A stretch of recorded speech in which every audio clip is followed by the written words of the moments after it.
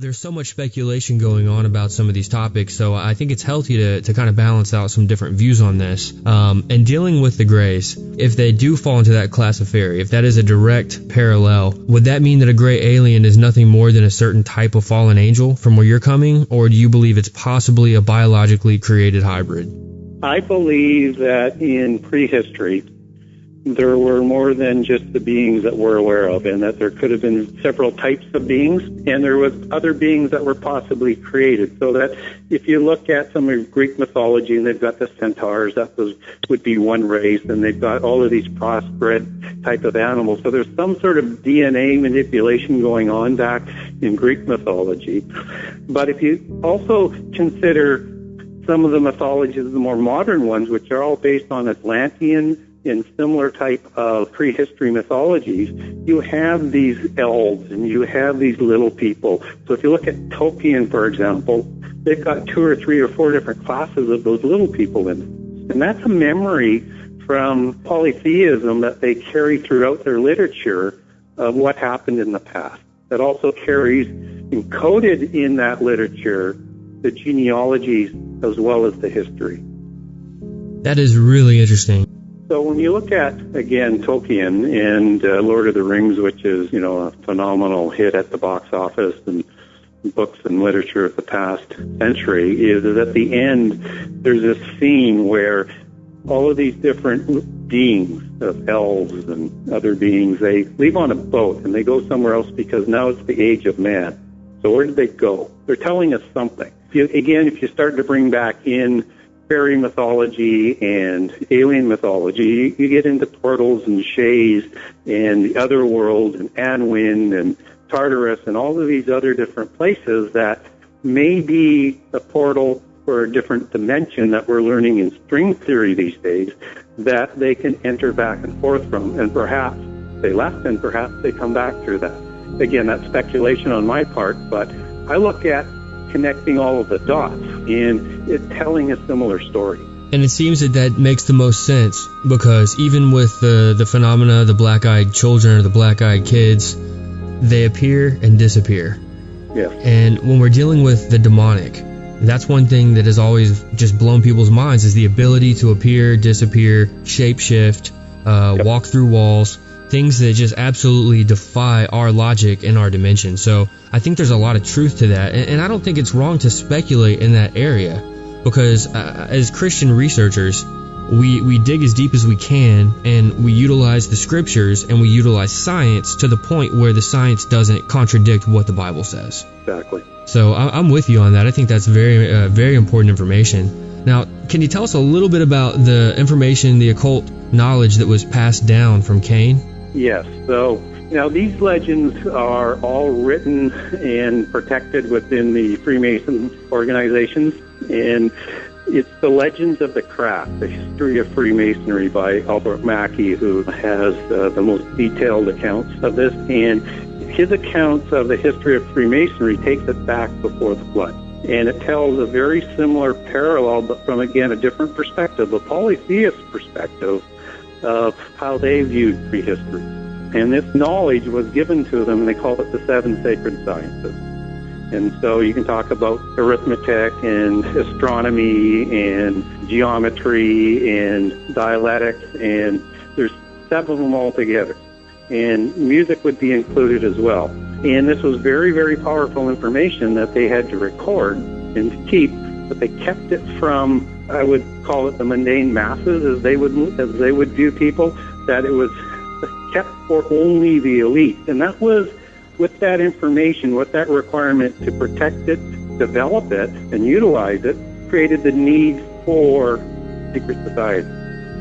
And from that knowledge, that's where the religions of polytheism are totally interconnected. And this knowledge, and Freemasonry would be built on the 5th science of masonry and geometry. Many people speculate, authors like Graham Hancock and so many others in the genre, that this information, this knowledge, this technology was so powerful that they could build things like the pyramids and other monuments. And that was one of the inspirations for bringing civilization together. And so we had 2 civilizations that were springing up. We had the the nomads and the agrarians. And the agrarians are biblical, from the Garden of Eden. The nomads were organized by the Watchers and the descendants of Cain. And they used this knowledge to build these monuments to honor the gods, with the Watchers. Now, if you look in Genesis with the descendants of Cain, you actually have, with Lamech's sons and one daughter, Nama, you have a listing there of some of that knowledge.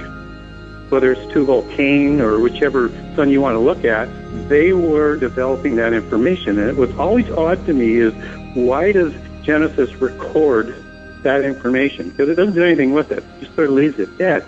But those 4 that are recorded are the same as part of the 7 sacred sciences. Now let me ask a quick question.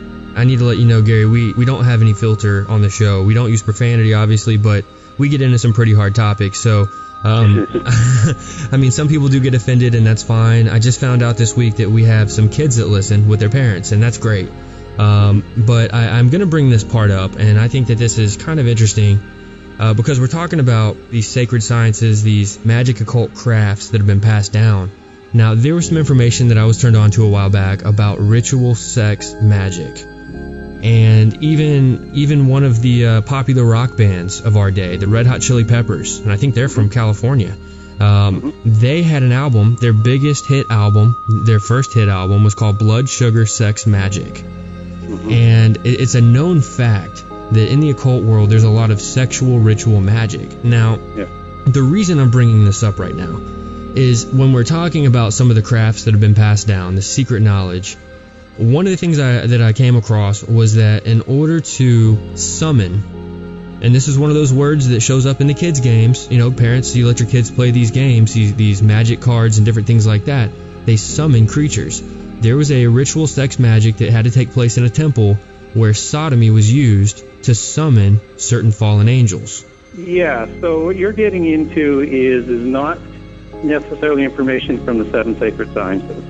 But if you remember what I had said earlier, there was additional illicit information that was provided to, and mythology has it more to the daughters who married the Watchers or the fallen angels. And so in that illicit knowledge, a lot of the occult and calling angels and demons by their name and controlling that is part of that knowledge that was presented to the people in prehistory, but was illicit and was not supposed to be given to them. Now, talking about calling on these things by names, one of the things I've noticed in a lot of the modern day deliverance ministries, one thing that I've noticed a lot of these people do nowadays is they try to get the name of the demon, and I've always had kind of mixed feelings about that, because I think that it's possibly opening up a doorway for conversation with the demon that's not necessary. But is this a practice that has somewhat been, maybe we could say, has been infiltrated into the Christian world? Possibly. It would certainly be a degrading of Christian doctrine and belief in what you ought to do and what you ought not to do. There's lots of examples, and even in the Quran, it'll cite Solomon had the ability to call demons by name and utilize them to do building and whatever he wanted them to do. And so I think there's lots of information that's out there that says there's probably a lot to that. It's certainly not something that the Bible recommends that that's in an area that is in an area where we don't understand the power that we might be up against or how it may entrap us. Now, this information came from the Watchers, and there were 7 of them in particular that passed down all of this additional information. And they taught them things like, which would be illicit, the art of warfare, for example. They would have taught them all about controlling the demons, and they would have taught them things like abortion and a whole bunch of other different things, and makeup and tattoos and all of this other sort of stuff that, you know, we still see today, but it permeates through the occult as opposed to more mainstream, and so it's still controlled by those secretive organizations. Now, is there a connection between this information and what we hear about as the Enochian magic?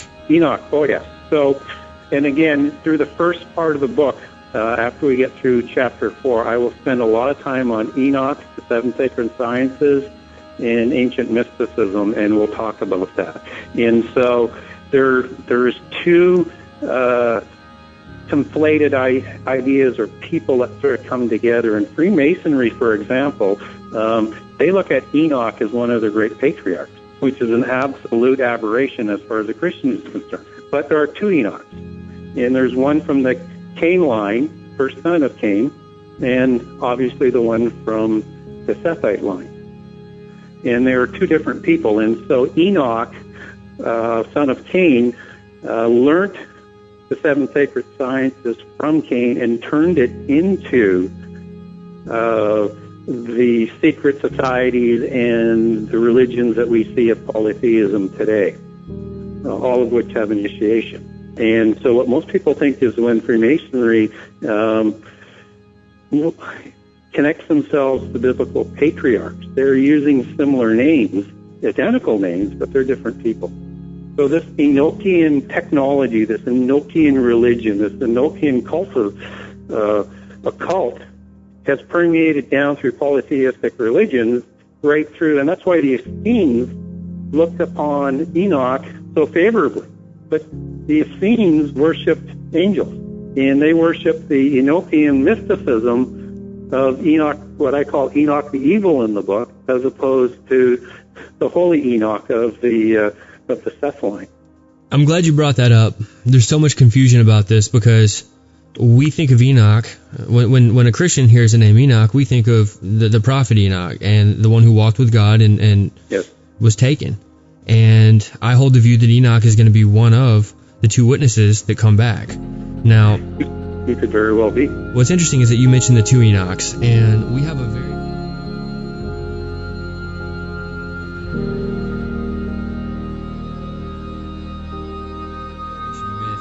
And I think it's important to understand those parallels because I think it leads us into an understanding that while we have God's version here, this is what the fallen angels have been teaching people for just over the years and the years. Absolutely, and if you go into the flood myth, it's the same story as the biblical flood, except that from the polytheist perspective, they're talking about the survival of giants, not the survival of human beings.